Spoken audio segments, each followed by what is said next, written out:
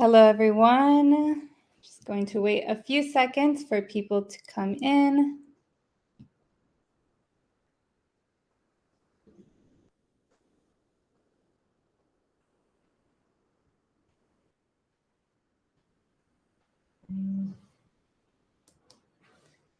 Okay, we can just get started. Hello, everyone, and thank you for joining us today for our webinar on enhancing your defenses with the CrowdSec WAF for SOC teams. Your presenter and host is CrowdSec CTO Thibault, who will walk you through CrowdSec's application security component. If you have any questions during the webinar, feel free to add it in the questions section, and we'll be sure to answer the questions at the end of the webinar. And if you want to go further in this subject, I've made an announcement. You can click on the link that's provided in the announcement or that is in the attachment section. And you can always go to our Discord where you can ask any question you have at any time. So without further ado, I will hand it over to Thibault. Thank you, Paige. Hi, everybody. Wait, let me share my screen.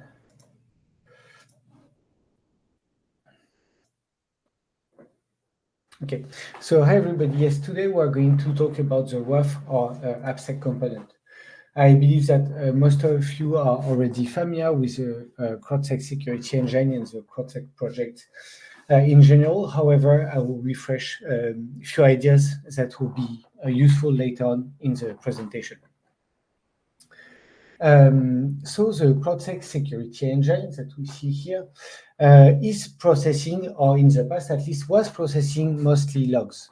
Log can be from various sources, anything from a file to Kafka stream, or even some cloud-based services or syslog and so on.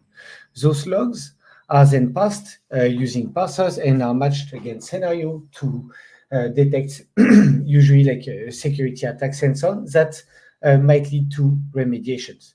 Those remediation, typically banning an IP, are sent to the remediation component. Remediation component can be your firewall, your web server, your reverse proxy, your CDN provider, more or less anything. However, here, of course, we'll focus on using web server as a remediation component. And the security engine as well shares signal with the CrowdSec network. Typically, it will be the name of the signal that was triggered, the source IPs that triggered it, alongside with a timestamp. Those information will end up in the console that you might be familiar with, but that we'll show again later, that acts as a cockpit or a management center for your CrowdSec instances. And somehow, in exchange, let's say, for sharing signal, the CrowdSec security engine receives as well block lists from the community as a feed of bad or dangerous IPs that you might want to preemptively block based on what you are sharing yourself. So the thing is that while CrowdSec is something that is pretty versatile and initially was seen as a lot of people as a replacement, for example, for fail to ban, we do know that web is kind of the bread and butter for a lot of people. And as we see nowadays, a significant, at least a majority of scenarios are targeting HP protocol. We have a joke internally that anything that is able to run regex from logs will be considered by some people as a WAF. And while we try to tell and make it pretty clear that CrowdSec in its current state wasn't a WAF, people kept considering as a WAF and trying to use it as one. So what makes CrowdSec good and what makes CrowdSec limited, or was making CrowdSec limited in such a function? First of all, one of the good points is that it's a pretty versatile engine. Somehow you can more or less write scenarios that will allow you to detect nearly everything, some simple stuff, some one-shot actions, or some longer trends to perform advanced detection. It's already integrated into various web servers, such as Nginx, HA proxy, traffic, and so on. And it's already running in those environments, Windows, Linux, Docker, Kubernetes, and so on. Plus, the hub provides the ability to automatically update scenarios or rules in our case, and it has a vivid community that helps us to stay on top of new and existing threats and keep up to date all the time. However, given how CrowdSec is working in its existing position, it's somehow too late because CrowdSec reads logs. And so when you read log, it means that you are acting after the request was processed. So while in some case, for example, if you are trying to deter an attacker that is scanning your website for vulnerabilities, which might take tens, hundreds, thousands of requests or several minutes, you're in the perfect position because you can detect him and then ban him using the remediation component and make his life a lot harder. However, on the other hand, if you are trying to fight someone that is going to exploit one-shot vulnerability on a website because of a vulnerability already knows and he only needs one request to exploit this vulnerability, you are in a very uncomfortable position. This is why usually like the community blacklist and so on can kick in and save you in some situations because usually people that are doing this are doing it at a very broad scale and they will end up in the community blacklist. And if you configured your remediation component, you might not even see them. Log4j is a typical example while the request to exploitation of the vulnerability itself only requires one request, but the community blacklist was very efficient at protecting the most of the community from people exploiting those vulnerabilities. And there's a second deeper issue, which is the limited data access. Given that CrowdSec was relying on logs, in logs you usually get the HP verb, so the method, get, post, head, and so on, the URI, and if you are lucky, the user agent. However, the payload itself that is necessary to exploit the vulnerability can be located in other places. For example, the body or other headers that are, of course, not present in the HP logs.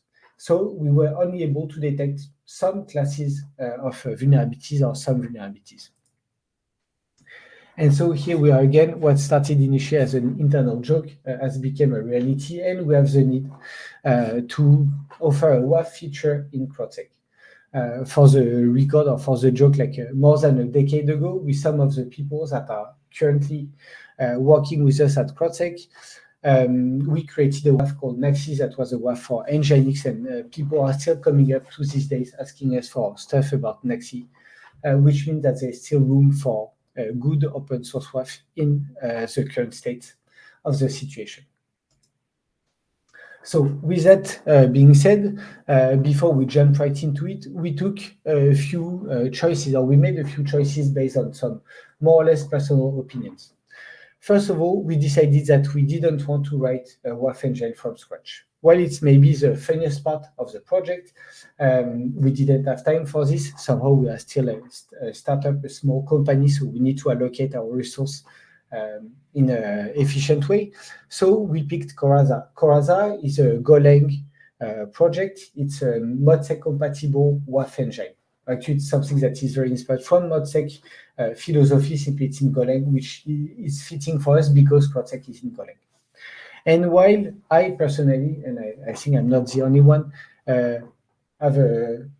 don't like or hate mod security syntax, Secrule or Seclang as we're going to call it going forward, we wanted or we needed backward compatibility. Let's say that ModSec has been maybe the reference web application firewall for the past 2 decades. A lot of people and organizations have built a lot of knowledge around Seclang and Secrule. And there's this project called the ModSec core rule set, which some people like, some people don't, but it's still nonetheless a very good basic set of rules that is going to cover most of the classical vulnerabilities. But at the same time, we didn't want to write Seclang, and we didn't want to force our user to be exposed to Seclang. However, we want to allow people that already spent decades writing ModSec rules to be able to use them as is in our WAF. Then, as for the rest of the CrowdSec project, we want something that is in the mindset of the philosophy. So something easy setup, low maintenance, which means that we prefer false negatives over false positive any day of the week. We'll focus on virtual patching, we won't make, for now, the promise of saying that it's going to be a silver bullet protecting you from known or unknown vulnerabilities at the same time while guaranteeing zero false positive. We want something that is very pragmatic, that can be used for the mass, and that hopefully will convince a lot of people that didn't jump the ship of using a web application firewall to use it, as in the case of CrowdSec. So the plan and how does it work? So here we have our web server, let's say Nginx, as we will use in the demo, that is running already the remediation component. When a HP request is coming in, the HP request is being forwarded to the CrowdSec security engine that is running the AppSec component. Then this HP request is going to be evaluated against what we call in-band rules. In-band rules are more often here for virtual patching. They are rules with no false positive, or at least very low false positive. And they are cheap enough that you can evaluate them at runtime without fearing any impact in terms of production or performance. So this request is going to be evaluated against the in-band rules. And if the request matches any of the rules, then the remediation, the AppSec engine is going to answer immediately to the web server, telling it that it needs to block the request, and then the final user will get either a 403 or a CAPTCHA based on depending on the configuration, and the processing of the request won't go any further from the web server perspective. So in this case, we successfully managed to prevent the exploitation of the vulnerability because the web server is going to stop the processing of the request before it hits the backend. On the other hand, if the HP request didn't trigger any of the in-band rule, the AppSec engine is going to tell the web server that it can go on with processing the request, and the web server lives its own life, or at least the HP request does. However, from CrowdSec and the AppSec component, it's not over yet because we are going to evaluate out-of-band rules. So out-of-band rules, as the name might imply, are rules that are processed asynchronously. They may be either like rules that are too expensive to be processed in band because we don't want to impact performances, or they can be rules that are going to contribute to the longer, let's say, to the longer term understanding of whether a user is malevolent or not. So this might be like for more advanced scenarios and so on. And of course, all these events that might be generated by the AppSec engine are then going to be processed internally by CrowdSec as any other events that will allow us to do more advanced scenarios. So I guess now it's time for a demo. So I'm going to share my full screen. Share screen, enter screen. Okay, here we are. So here I hope that it's big enough on the screen. Please let me know, otherwise I don't think I can see the chat. I can see the chat. Okay, enter chat. Okay. Anyway, so here I have machine that is running CrowdSec, Nginx, and the Nginx remediation component, and here I have the machine that I will use to perform some attacks. So to install or to enable CrowdSec on our setup, we simply go to the quick start of the application security component, and we're installing two collections. And I'm going to explain as we go on what we are doing. So we install the AppSec virtual patching and the AppSec generic rules collection. What it does somehow is that the AppSec virtual patching is a base collection that will recommend to most people. And as you can see, it will contain various scenarios to either virtual patch. So, sorry, I use the term virtual patch without explaining it. Virtual patch is when we write a rule that is here to prevent the specific exploitation of one very well-known vulnerability. It's not something that is very generic. It's something that targets, for example, this CV from 2017 that is focused on PHP unit that for some reason is still popular nowadays, which is a remote code execution. So this is a virtual patching rule. So either some rules that are targeting some very well-known vulnerabilities, or some rules that are a bit more generic and that are here to prevent some well-known, bad behavior, such as people that are scanning your website for .env files that very often contain credentials. So this has been installed on CrowdSec, and now as well, what we are going to do is that we are going to add what we call acquisition. So appsec.yaml. I'm going to explain as we do what we are doing. So here, what we are doing is that we are telling CrowdSec, okay, we are going to start a new service that is going to run on the loopback on the port 7422, and we are going to load the appsec config appsec default, which is the one that we installed just before and we showcased. So this is enough from CrowdSec point of view, at least, to run the appsec component. So now I'm going to restart CrowdSec.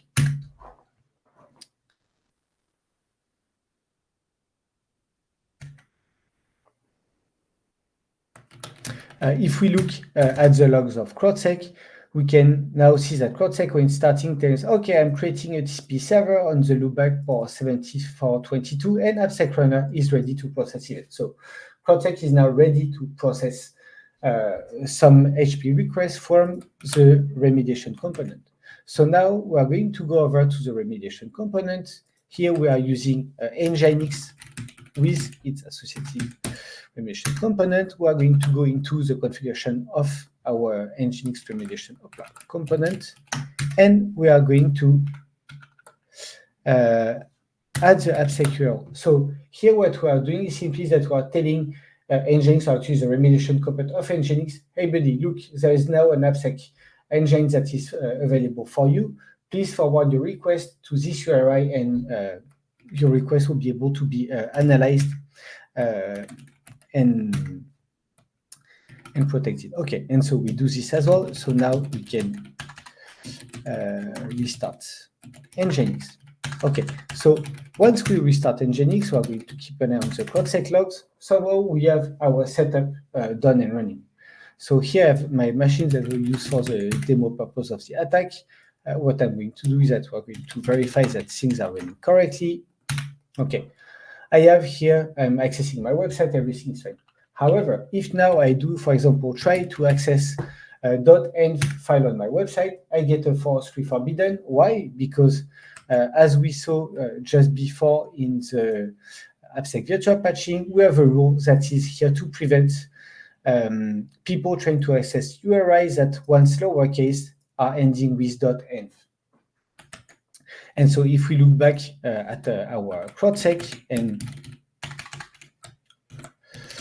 if we are looking back at CrowdSec, we get here, we get here the rule that was triggered, the patch and access. We can maybe inspect a bit the alert, and what we're going to see is that, okay, this IP triggered this was the rules that we just showed before, and that the zone was matching the file name, the method, it was a head request because we use curl -e, and the target URI was .env. Okay, cool. So this is like the basic behavior of this. However, now if we go back to this, and instead of accessing one single or performing one single bad request, we are going to try to do a few ones. We are going to try to access a .env file. We are then going to try to exploit pretend to exploit at least the PHP unit vulnerabilities that we spoke about before. And we are going as well to pretend that we are here to try to exploit or scanning the website for Laravel in debug mode. So if we are doing this, we see that each of our requests gets individually blocked as expected. So here we get the info. However, and more interestingly, we can see that our IP triggered the CrowdSec AppSec vpatch scenario and is now banned for 4 hours. So what it means that if we look back at our alert list, we have the rules that we try to exploit, and we have as well a scenario that this time led to a decision against our IP. And so it means that if now we look, for example, at the decision list, my IP is now bound for 4 hours. And if we try to understand a bit why, and we go into a scenario AppSec vpatch, it's because we have as well in the collection a CrowdSec scenario that says, if we see the same IP getting blocked more than twice for two different rules of the WAF, we are going to ban it for 4 hours. And so this is typically the kind of things where combining CrowdSec with the WAF is very interesting, because not only we're able to virtual patch individual stuff, and you will always be missing some virtual patching rules. However, with enough rules that are going to detect known malevolent behavior, we'll be able to ban the attacker for a long time, and then we're going to significantly increase his difficulty. As a former, let's say, person from the offensive security side, bypassing WAF is a hobby for a lot of people. And here what we are trying to do is that we do not leave room to the guy to try to bypass virtual patching rules, etc., by making his life harder, banning him for a longer time, so he needs to rotate IP and so on and so on, and we make his life in general a lot more difficult. Plus, if we are in the console, now I go to the console. My machine is, of course, enrolled in the console, as you should. And here what we are going to see is that we can see information about what we are doing just before. So I can see, for example, this was me trying to access the .env file. We can get the information here. This was me trying to access the vpatch Laravel debug mode, where we can get some very detailed information about what it is associated to. And finally, we can find the scenario that was triggered because that means that this IP tried to exploit at least those two vulnerabilities. So vpatch CV 2017, the PHP unit one, and the Laravel debug mode, and we get the URIs that were targeted. So just by, let's say, literally adding a few lines of configuration to our existing setup, we gained WAF capabilities. And as stated before, we are here on something that is really focused toward virtual patching and so on, so would be or is very low risk. Okay, so now back to my now back to my slides. Is there any questions? Does it use?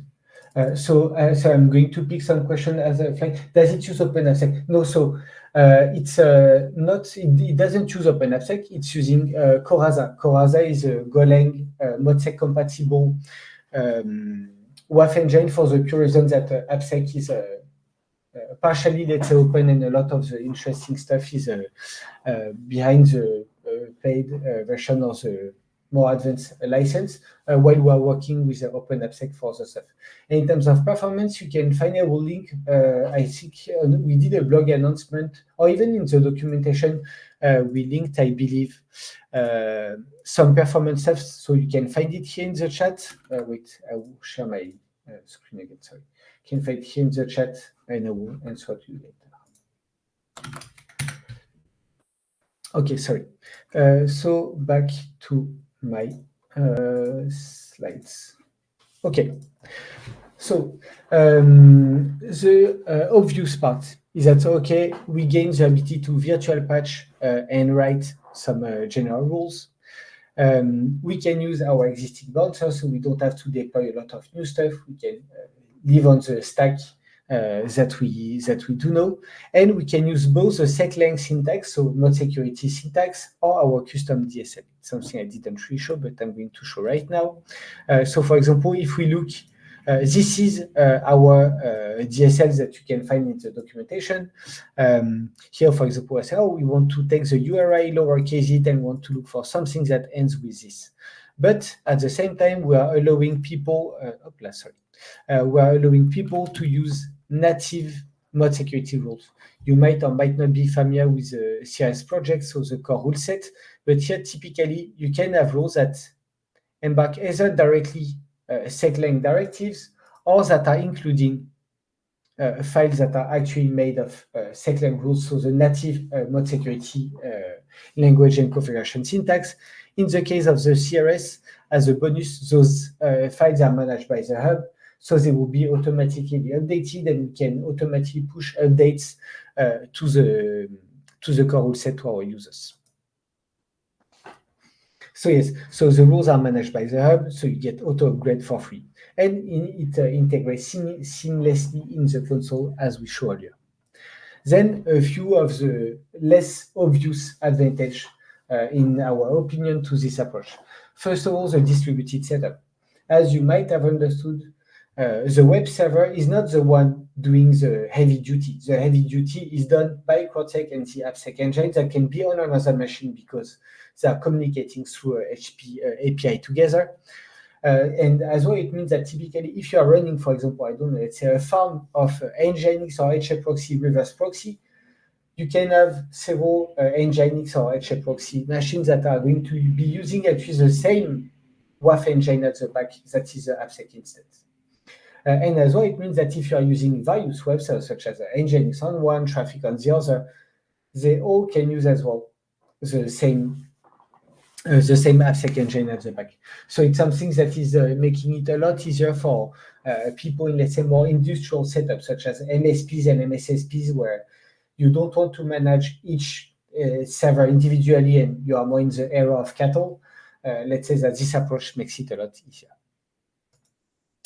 Then as well, as a bonus, you have more remediation. Because AppSec works with the bouncer or the remediation component, should I say, it can use the available remediation. So bad, which is the default, but as well, you can decide that some rules or all the rules are simply going to submit the user to a captcha. We are supporting like a turnstile, H captcha, RE captcha, and so on. Then one of the great advantage as well is the hooks. So here, for example, we are looking at the AppSec config. This one is one that we're using. So you say, okay, by default, we are going to ban or block users. This is the set of rules that we are loading. But then we are going to say, for example, onload. So this is something that happens when CrowdSec is starting up. I'm going to disable this rule. And I can do it at runtime so that I don't have to go and modify files of complex rules and so on. I can simply say, okay, I'm going to remove disable this rule. Or even better, I'm going to say, this rule, instead of blocking the user, it's going to submit the user to a captcha. Or I can do it as well by tag. So we are offering here a lot more flexibility, saying rule A, B, and C, they are simply here for logging purpose. CDEs are blocking the user, and the other ones are simply like a captcha remediation. As well, pre-eval, so it's when we are receiving the HP request, but before we hand it over to the WAF, we can alter further the behavior of the WAF. If we're about to evaluate the in-band rules, so the blocking rules, and the remote ADDR, the remote address of the user is 42.42.42.42, then I'm going to remove a specific rule. Or I could say if the user's IP is that or matches this range or is part of this range, then I'm simply going to disable some rule or change some remediations. As well, we have post-eval. So this one is more like for threat hunting. If there is a request and we decided to block it, I'm going to dump the HP request in the form of a JSON file for further hunting. It can be, I think, very interesting for both in-band and out-of-band rules when there's some new vulnerabilities and you have an approximative signature, you're not sure there might be false positive and so on. You can use a dump request to dump those requests and analyze them further. I think it's especially useful for those that might be running honeypots. And once more, we have the unmatch. So unmatch is when some rules match and we're about to take decision, we can once again decide to change our decision based on the IP of the user and so on. Keep in mind that all these helpers that we are seeing here, they are using X that is used already in parsers and scenarios of CrowdSec. So it's something that is quite powerful, and you can do more or less anything. You could even imagine that on match when a rule is matched, you query the CrowdSec CTO to look if the IP is a VPN or proxy before taking a decision. So here you have a lot of flexibility, even if it's for more advanced users. This is typically one of the cases where CrowdSec plus a WAF is significantly stronger than the WAF on its own. Then bonus has a console plus context. So I showed it quickly earlier, but with the addition of alert context, we get a lot more information for either threat hunting or simply managing the daily life, the daily life of security events and the SOC team and so on. Then, as well, in terms of bonus, we have the rules and scenario. I show it quickly, but we can write scenarios that are going to be based on the events that are generated by the WAF, either by rules that we consider that are blocking rules, but it can be as well by non-blocking rules. A good example is that if you are fighting, I don't know, again, people that are doing resource abuse, resource enumeration, scalpers, and so on, you might not want to give away how you detect them. So you can have like some out-of-band rules that are not going to block them directly, but at the same time, you are going to pick up those events, and then once you have enough context, you decide to ban the user for 4 hours, making his life a lot more difficult when it comes to trying to understand how he got caught. So then a bit about the unspoken changes. So, okay, picking up an AppSec engine or writing an AppSec engine is like the easy/funny part. Then you have dealing with false positive, which is the big boogeyman of firewalls usually. Then you have like dealing with false negatives, and depending on how you want to address this. Then you have rules management. We already covered it a bit about the hub.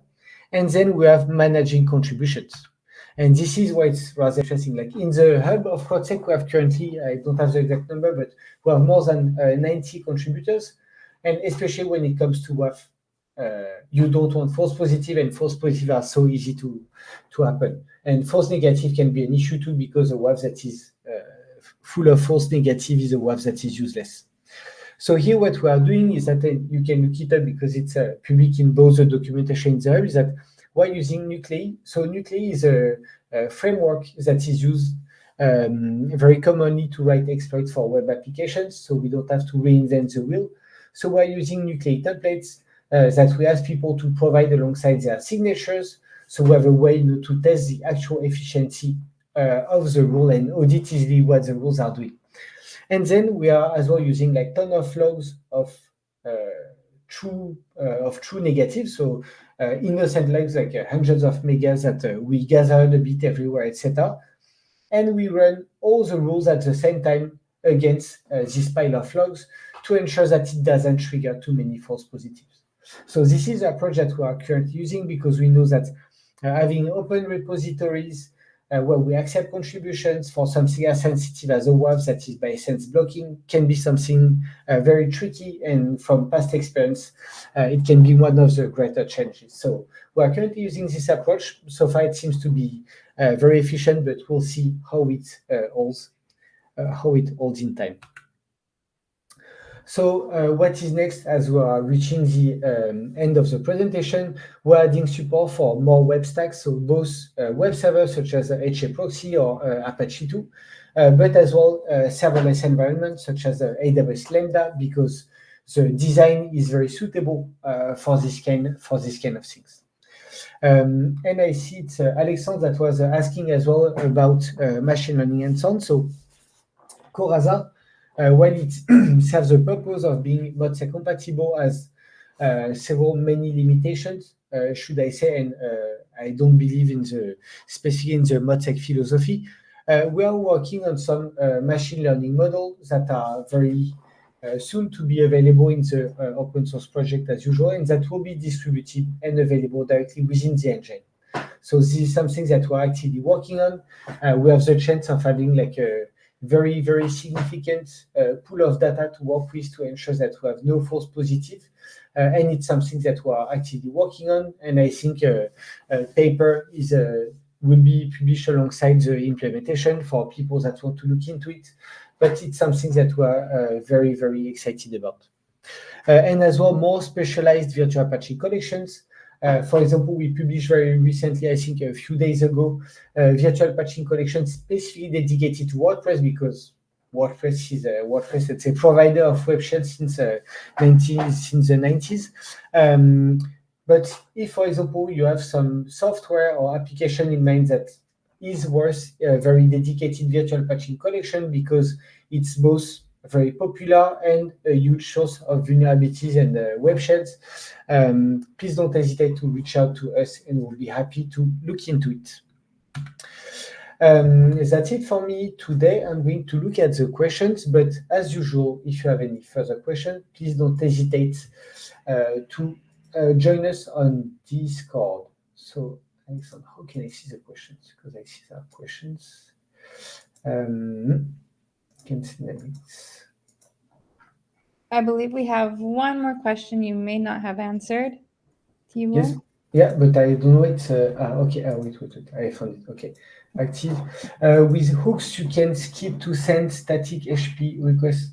Yes, yes, definitely. And so this as well really depends on how you are going to do your set, but yes, definitely. Wait, reply. So yes, that's the way. It's something that is rather easily configurable. And okay, so this one is replied. Yes. I think if you want, we'll push maybe some more documentation. I can send you some link later on, Alexander, about this, or feel free to join Discord and ask further question about it. We'll be happy to help you with this. That's it for me, Paige. Okay, I will send out links after our webinar, some documentation links. And like Thibault said, you can join us on Discord if you have any further questions. Thank you so much and have a good rest of your day. Thank you very much, people. See you later. Bye-bye.